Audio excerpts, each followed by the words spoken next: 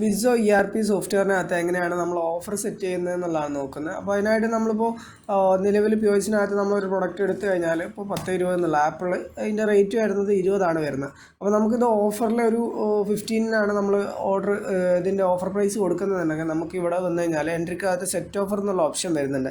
അപ്പോൾ ഇവിടെ വന്നിട്ട് നമ്മൾ ഏത് പ്രൊഡക്റ്റിനാണ് കൊടുക്കുന്നതെന്നുള്ള ബാർകോഡ് വെച്ച് ചെയ്യുക. അതിനുശേഷം എത്രയാണ് നമ്മൾ റേറ്റ് എത്ര ക്വാണ്ടിറ്റിക്ക് ഒരു ക്വാണ്ടിറ്റി 15 രൂപയാണ് നമ്മൾ അതിൻ്റെ ഡിസ്കൗണ്ട് ഓഫർ റേറ്റിലാണ് കൊടുക്കുന്നത്. അത് നമ്മൾ ഡിസ്കൗണ്ട് എമൗണ്ട് എന്നുള്ള രീതിയിൽ ഇവിടെ കൊടുത്തു സേവ് ചെയ്യുക. ഇങ്ങനെ നമുക്ക് വരുന്നുള്ള എല്ലാ കംപ്ലീറ്റ് ഐറ്റംസും ഇവിടെ 1 by 1 ആയിട്ട് നെക്സ്റ്റ് റോ ആയിട്ട് നമുക്ക് കംപ്ലീറ്റ് ആയിട്ട് കൊടുക്കാവുന്നതാണ്. അപ്പോൾ ഇതിൻ്റെ എക്സാമ്പിൾ ഞാൻ കാണിക്കാം. 10 ആപ്പിൾ എന്നുള്ളത് നമ്മൾ കോസ്റ്റ് 10 വരുന്നത്. അപ്പോൾ നമ്മൾ ഓഫറിൽ 15 കൊടുക്കുകയാണ്. അപ്പോൾ ഇതിൻ്റെ ഓഫർ എക്സ്പയറി നമുക്ക് ഇന്നാണ് കൊടുത്തിട്ടുള്ളത്. അത് ഇനി ഒരു 1 വീക്ക് ഉണ്ടെന്നുണ്ടെങ്കിൽ നമുക്ക് എന്ത് ചെയ്യാം, ഏത് വീക്ക് വരെയാണ് നമുക്കതുള്ളത് അതിൻ്റെ കംപ്ലീറ്റ് ആയിട്ടുള്ള ഡേറ്റിൽ നമുക്കത് കൊടുത്തു കഴിഞ്ഞാൽ ഈ ഒരു ദിവസം കഴിഞ്ഞ് കഴിഞ്ഞാൽ എന്ത് ചെയ്യും, ഈ ഒരു ഓഫർ അവിടെ എക്സ്പയർ ആവും. പിന്നീട് സാധാ റേറ്റ് തന്നെ ആരും എടുക്കുന്നുണ്ടാവും. ഇതുവരെ 15 രൂപക്കായിരിക്കും അത് സെയിലാവുന്നതിന് ശേഷം അത് എക്സ്പയർ ആവും.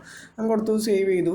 അപ്പോൾ ഓൾറെഡി വന്നിട്ടുള്ളത് അതിൻ്റെ റേറ്റ് 20. അപ്പോൾ ഞാനത് ഓഫറിൽ 15 കൊടുക്കുകയാണ്. അപ്പോൾ ഞാനിവിടെ ഞാനിവിടെ വന്നിട്ട് 10-20 കൊടുത്തു കഴിഞ്ഞാൽ ഇവിടെ അത് ഓഫറിൽ 15 ആയിട്ട് അതിൻ്റെ അത് വന്നിട്ടുണ്ട്. പിന്നെ ടാക്സ് കാര്യങ്ങളൊക്കെ ആഡ് ചെയ്തിട്ടുള്ളത്. ഓക്കെ, അപ്പോൾ ഈ ഒരു രീതിക്കാണ് നമ്മൾ ഓഫർ ഡിസ്കൗണ്ട് ഇവിടെ സെറ്റ് ചെയ്യുന്നത്. ഇപ്പോൾ